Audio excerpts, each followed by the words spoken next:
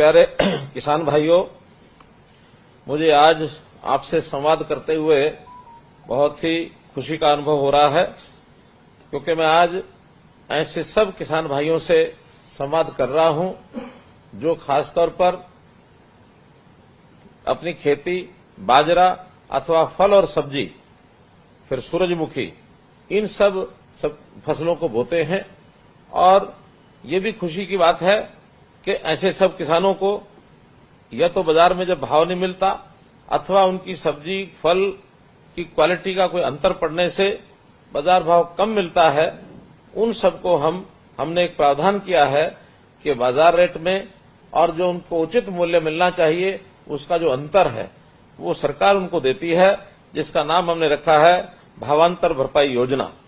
हमने ये भी एक प्रावधान किया था कि जो धान बोने वाले ऐसे हमारे किसान हैं, पानी के संकट को भविष्य को ध्यान में रखते हुए उसकी बिजाई कम करके और विविधीकरण के अंतर्गत उनको दूसरी फसलों की बिजाई करनी चाहिए।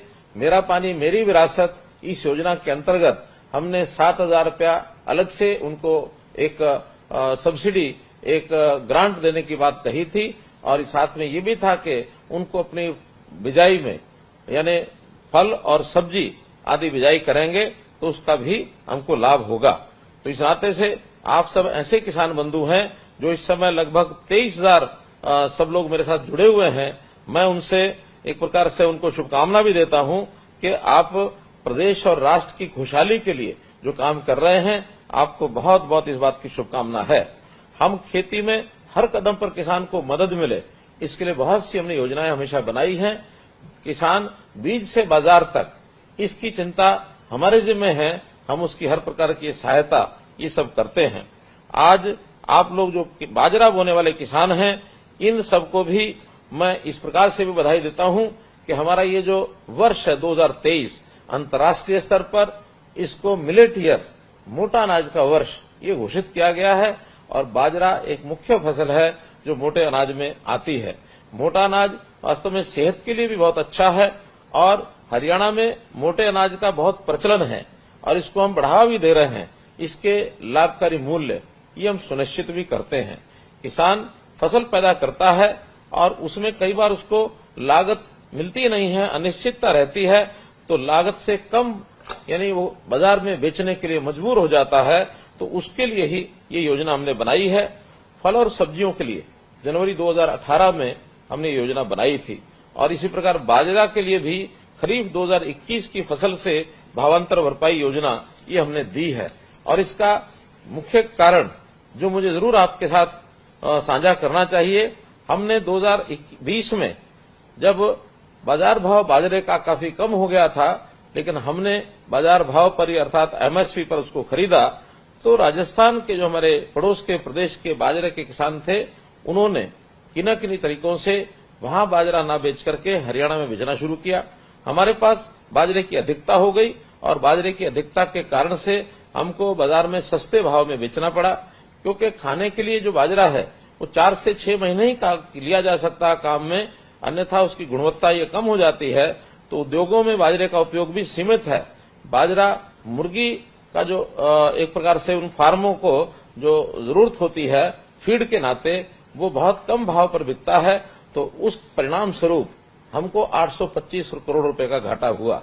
इस व्यवस्था को रोकने के लिए हमने अगले बार से खरीफ 2021 से और किसानों को सीधा जो भावांतर है, बाजार भाव और कीमत में जो अंतर आया है, उस अंतर को ध्यान में रखते हुए 2250 रुपया प्रति क्विंटल एमएसपी था और बाजार का जो भाव 1650 रुपए था, तो ये जो अंतर 600 रुपए का प्रति क्विंटल के हिसाब से ये भावांतर भरपाई योजना और ये हमने दी है।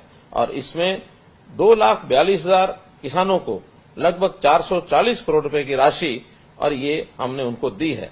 एक विशेष बात यह है कि बाजरे का जो किसान है, वो बाजरे के किसान को अपने घर के लिए भी बाजरा रखना होता है, या कई बार बाजरा अपने घर में स्टॉक करता है कि बाद में अच्छे भाव पर वो हमको मिलेगा या फिर वो तुरंत बाजार में बेच के आएगा। ये स्वतंत्रता हमने किसान को दी है। चाहे वो कुछ भी करे, हम उसके बुआई के हिसाब से जितना एकड़ उसने बाजरा बोया है उसके हिसाब से एक एवरेज लगा करके भावांतर भरपाई योजना का पैसा उसको देते हैं। यही क्रम हमने खरीफ 2022 में शुरू किया, जब एमएसपी का रेट 2350 हो गया और इसमें भी बाजार भाव 1900 रुपए था, तो 450 रुपए प्रति क्विंटल ये हमने भावांतर भरपाई योजना के लिए दिए। 2,76,600 किसानों को 390 करोड़ रुपया भावांतर भरपाई की योजना के अंतर्गत हमने उनके खातों में और ये डाला है। इससे दोनों सीजन का मिला करके हमको 830 करोड़ रुपया सीधे जो किसान के खाते में ये डाला गया है। हमने और भी कई प्रकार की योजनाएं बनाई हैं।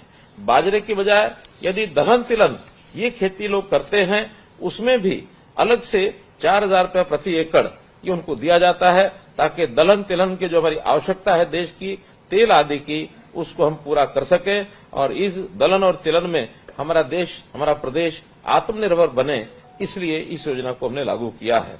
बागवानी को भी हमने बढ़ावा दिया है और बागवानी को बढ़ावा देने के लिए हमने 2030 तक बागवानी का जो क्षेत्र है, जो आज हरियाणा का 11 लाख एकड़ और ये बागवानी का क्षेत्र है, हमने एक योजना बनाई है कि 2030 तक बागवानी के अधीन आने वाला क्षेत्र इसको दोगुना किया जाए, 22 लाख एकड़ और ये बागवानी की जाए, क्योंकि बागवानी भी ऐसी क्रॉप है जिससे किसान की आय कि उसको काफी अच्छी मिलती है और उसको उसका लाभ मिलता है। सब्जी आदि के लिए जो भावांतर भरपाई योजना है, उसका हमने उत्पादन का एक बेंचमार्क ये निर्धारित किया है। जैसे उदाहरण के लिए आलू प्रति एकड़ हमने 120 क्विंटल, प्याज प्रति एकड़ 100 क्विंटल, टमाटर प्रति एकड़ 140 क्विंटल, फूल गोभी के लिए 100 रुपये प्रति क्विंटल और इसी हिसाब से इनके जो संरक्षित मूल्य हैं वो भी हमने तय किए हैं। इससे कम भाव में यदि उसका बिकता है तो उसको अपना रजिस्ट्रेशन, ये हमारा मार्केटिंग बोर्ड का जो पोर्टल है उसके ऊपर कराना पड़ता है और रजिस्ट्रेशन कराने के बाद जे फार्म के हिसाब से जो अंतर आता है, उस अंतर के हिसाब से और हमको जो पैसा है वो देते हैं। और सब्जियों के इस फल और सब्जी की जो भावांतर भरपाई है, हमने पिछले सालों में 12,000 से अधिक किसानों को 33 करोड़ रुपए की राशि ये उनको दी है। किसान की फसल खराब होने पर उसको नुकसान न हो, तो इसके लिए भी प्रधानमंत्री जी ने प्रधानमंत्री फसल बीमा योजना ये कार्यक्रम शुरू किया और हर बार एक अच्छी राशि किसानों को यदि क्लेम की बनती है तो उनको मिलती है। और इसी प्रकार हमने बागवानी की फसलों के लिए भी मुख्यमंत्री बागवानी बीमा योजना ये शुरू की है, जिसके अंदर 21 फसलें ये शामिल की गई हैं, ताकि बागवानी और यानी अन्य फसलें, इन सब का बीमा और कंपनियों को द्वारा करा करके उनको किसी प्रकार का नुकसान न हो। इसलिए मित्रों, हम लोग किसानों के हित में हमेशा ये काम करते हैं। केवल भावांतर भरपाई योजना ही नहीं, बल्कि बहुत अन्य निर्णय भी हमने लिए। हमने किसानों के खाते में सीधा पैसा डीबीटी के माध्यम से लगभग 50,000 करोड़ रुपया डाला है। कोई समय था किसान अपनी फसल बेचता था, उनके हाथ में पैसा नहीं जाता था, पैसा किसी और के अकाउंट में होता था, उनको अपने खर्च के लिए और समय समय पर उनके आगे हाथ फैलाने पड़ते थे। अब किसान अपनी फसल बेच करके आता है तो सीधा पैसा और उसके खाते में ये जाता है। जैसे फसल बदलने की प्रोत्साहन राशि की मैंने बात की, इसी प्रकार हमने ऑनलाइन मेरी फसल मेरा ब्यौरा ये पोर्टल भी शुरू किया, ताकि हरियाणा की कुल भूमि, आपकी जानकारी के लिए 85 लाख एकड़ ये हरियाणा की कुल कृषि भूमि है। अभी तक ये वॉलंटरी था, जो किसान अपनी फसल को मार्केट में बेचते थे, जिनकी प्रोक्योरमेंट होती थी, केवल वही अपनी फसल का रजिस्ट्रेशन करते थे। लेकिन इस बार पहली बार से हमने कुल जमीन का रजिस्ट्रेशन होना चाहिए। किसान को प्रोत्साहन राशि भी दी है कि अपना पूरा, अगर वो फसल रजिस्ट्रेशन उसका करता है तो इसको इनाम के तौर के रूप में एक छोटी राशि, कुछ प्राइजेस भी हमने रखे हैं, वो सब उनको दिए जाएंगे। और जो किसान नहीं कर पाएंगे वो हमारे विभाग, चाहे वो कृषि विभाग है अथवा रेवेन्यू डिपार्टमेंट है, इनके माध्यम से हम शेष बची जमीनें जिनका रजिस्ट्रेशन नहीं हुआ है उनका रजिस्ट्रेशन भी चल रहा है। हमारा अनुमान है कि 31 अगस्त तक पूरे 85 लाख एकड़ जमीन का रजिस्ट्रेशन ये हमारा हो जाए। और इससे कई बार बहुत सी ऐसी समस्याएं जो आती हैं, खाली जमीनों पर क्या बोया है क्या नहीं बोया है, और कुछ शरारतें करने वाले लोग भी हैं। खाली जमीन पर भी अपना जब मुआवजे की आवश्यकता होती है तब उसका रजिस्ट्रेशन करा करके और एक प्रकार से वो गलत ढंग से भी काम करते हैं, वो भी सब रुकेगा। और कई बार हम बैंकों से लोन लेते हैं, वहां पर हमारा बीमा होता है, लोन किसी चीज का लिया जाता है, बीमा किसी और का चीज का होता है, और जब नुकसान होता है कोई, उसका जो पंजीकरण जो किया गया है उसमें कई बार अंतर आता है, तो जो मुआवजा है उसको लेने में भी कठिनाई आती है। तो ये सब कठिनाइयां मेरी फसल मेरा ब्यौरा पर 100% जमीन का रजिस्ट्रेशन यदि होगा तो ये सब कठिनाइयां समाप्त होंगी। हमने सोलर पंप्स के लिए भी पिछले साल 53,000 सोलर पंप्स लगाए हैं। इनके ऊपर सब्सिडी दी गई है कुसुम योजना के अंतर्गत, और इस वर्ष में 70,000 नए सोलर ट्यूबवेल्स वो लगाए जाएंगे ताकि बिजली की खपत में भी कमी आएगी और ऐसे सोलर पंप से किसान को भी बहुत बड़ा फायदा होगा। सबसे ज्यादा फसलें हरियाणा में एमएसपी पर ली जा रही हैं। ऐसा हमारा अनुमान है कि 15-16 फसलें हम हरियाणा में एमएसपी पर खरीद रहे हैं। कोई प्रदेश इतनी संख्या में फसलों को एमएसपी पर नहीं खरीदता है। जहां तक पानी का विषय है, पानी प्रबंधन भी हमने बहुत ही बढ़िया प्रकार से उसको किया है। आखिर हमारे प्रबंधन के कारण से ही पानी टेल तक पहुंचाने का काम हमने किया है। पिछले वर्षों में कोई ऐसी टेल नहीं है जहां पानी नहीं पहुंचा है। वर्षा के इन 4 महीनों में दूर दराज के जो हमारे तालाब हैं, जो सरोवर हैं, जो वो सब सूखे रहते थे, उनमें भी पानी हमने भेजा है। बहुत लेवल यानी बहुत जगह पर पानी का लेवल जो डार्क जोन एरिया घोषित हो गया था उसमें पानी ऊपर आया है और किसानों को सिंचाई के लिए वहां से पानी लेने में अब कोई कठिनाई नहीं है। गांव-गांव में हमने बिजली पहुंचा, सब गांव में बिजली तो पहुंची है।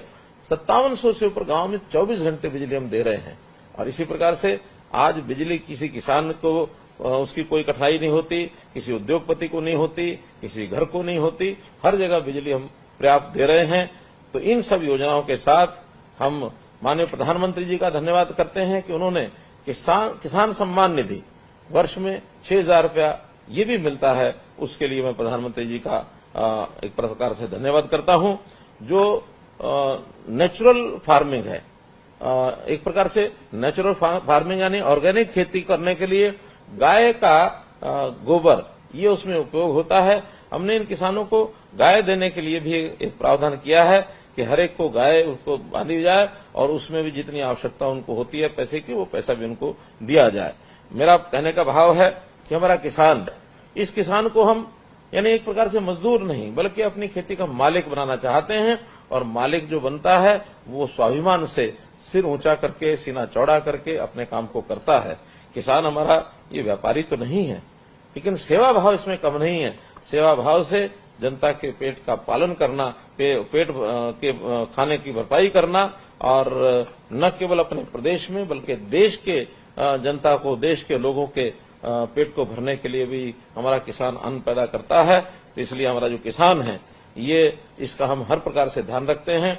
किसान हमारा मजबूर नहीं होना चाहिए बल्कि किसान मजबूत होना चाहिए। तो उसकी मजबूती के लिए हम बहुत से काम कर रहे हैं। इन सब कामों को करते हुए मैं पुनः किसानों की इस प्रगतिशील सोच को कि नई नई फसलें वो बुआई करते हैं जिसकी आवश्यकता होती है, उस सोच को मैं नमन करता हूं और इसी काम से हम आगे बढ़ते रहें। मार्केटिंग की व्यवस्था के लिए सरकार बहुत से प्रयास कर रही है। आपकी जानकारी के लिए हमने गन्नौर में एक अंतर्राष्ट्रीय फल और सब्जी मंडी का ये निर्माण शुरू हो गया है, उसका भी बहुत जल्दी हमको परिणाम मिलेगा। हमने इसी प्रकार से पंचकुला में भी, पंचकुला के अंदर एक फल सब्जी मंडी, सेब की मंडी पिंजौर के अंदर खास करके वो भी चालू हो गई है। इसलिए इन सब स्थानों का लाभ हम सब किसानों को हो रहा है। मैं पुनः, किसान हमारा अन्नदाता है, किसान के नाते से हमारे प्रदेश का किसान कैसे फलेगा फूलेगा उसको किसी प्रकार की कोठाई न आए, लगातार हम ध्यान रख रहे हैं। और संयोग से आज मैं जो किसानों से बातचीत कर रहा हूं, पिछले जनवरी से जब से ये कार्यक्रम हमने शुरू किया है हर सप्ताह का, मैं आज 8 बार लगभग हो गए हैं, या तो कृषि अथवा कृषि से संबंधित ऐसे सब विषयों पर मैंने बात की है। एक एक कठिनाई को ध्यान रखना, हर जो हमारा लाभार्थी है उस लाभार्थी से बात करना, ये हमारा निरंतर क्रम चलता है। आज भी आपसे मैंने बात की। आपका बहुत बहुत धन्यवाद, बहुत बहुत आभार।